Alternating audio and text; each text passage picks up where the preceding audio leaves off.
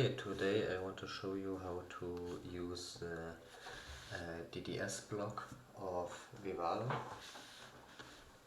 For this we generate a project.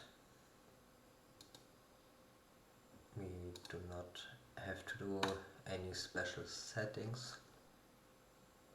Then we can create a design block, a block design. Then we press on this plus and type DDS, which stands for Direct Digital Synthesis. Then to look what it can do, we can go into the documentation, which is located here at IP documentation. Here in the theory chapter we can see how the DDS block is working in general. So we have a phase increment and a phase accumulator, which is generating a phase. Then the sine values, sine or cosine, are saved in this lookup table here. And the phase accumulator is pointing on, the output of the phase accumulator is pointing on a special register here, which go to the output, and then we have a few values. For the calculation you can look deeper inside this chapter, but you can also look into my video for a little bit simpler or shorter explanation.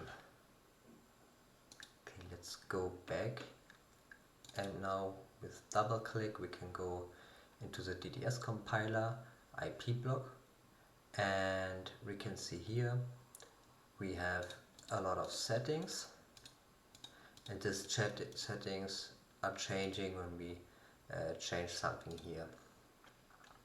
Okay, at first we have to set the system clock. We can leave it at 100 MHz, but it's important that the clock input then is 100 MHz to get the right output frequency of the sine or cosine signal. We can switch between hardware parameters and system parameters. So system parameters are more easy because you can do some settings. For example, when you set this SFDR from 45, which leads to an output width of 8 bits, for example, to 90, which give 15 output bits. And we can also change the frequency resolution. Then we got more phase pitch within the phase accumulator. We can do noise shaping, etc. Here we want to do a very simple DDS, which has only a clock input and a data stream output. So when we look here in the data stream, so now we have 16 bits for the sine and 16 bits for the cosine, which are located in the MS most significant bits and least significant bits. But when we change it to, for example, to the cosine, we only have this 16 bits here. Just even though if you have a sine. I recommend to give an output T-ready because it is often important that you have this pin for connection to other axis stream interfaces. Okay, and now we can change the output frequency to, for example, 10 MHz. And here it's important that, as I said, that the clock has the defined input frequency, because the output frequency is calculated from the input, as you can see in the theory chapter of the documentation. Good. So we have 16-bit outputs. We have an additional bit here because most interfaces use 8 or 16, etc. bits.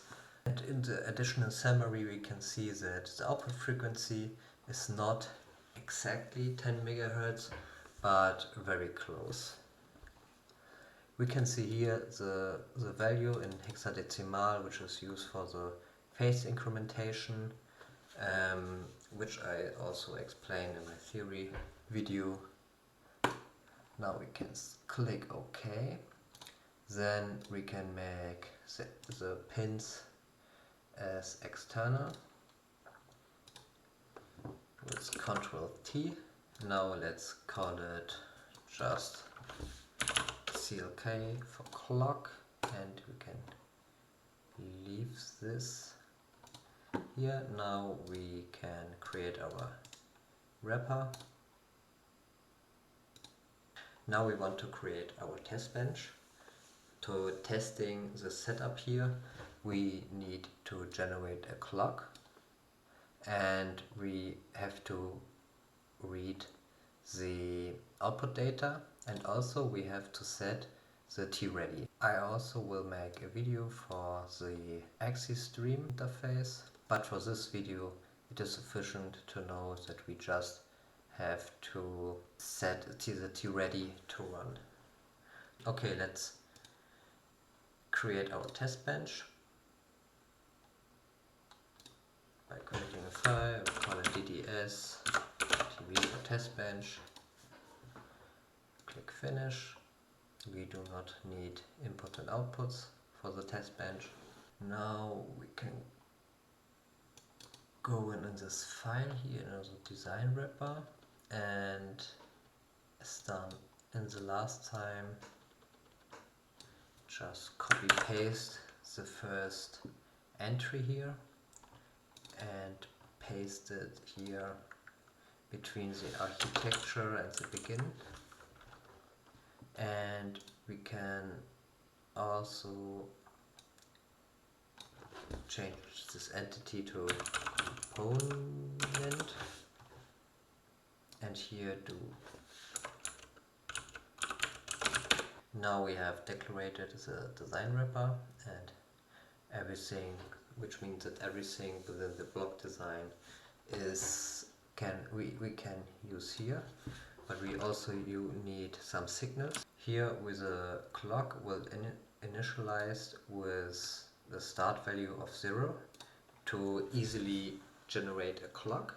We go here in the behavior environment, which is between begin and end behavior, and this part is executed in parallel. To generate the clock we can of 100 megahertz, we can say clock is equal to not clock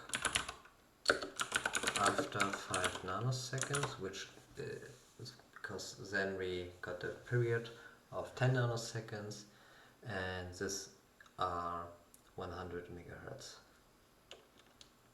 Now we can say that the T ready is also 1,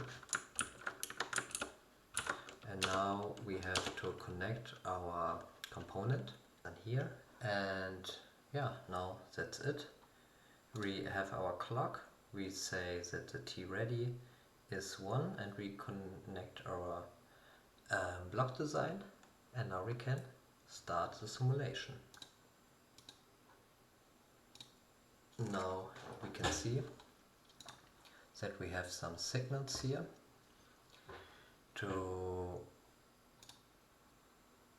Let's zoom a little bit in.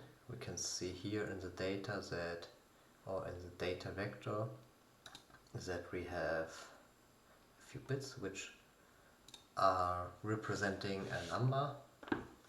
So now all the data are given in hexadecimal, but we want to see them. We want to see them in analog, and also we know, because a sinusoidal signal is oscillating between a positive and a negative number of the amplitude, so we want to have a signed decimal number. And now we can see here that we have our sinusoidal signal, which is oscillating between 60,000 and minus 60,000,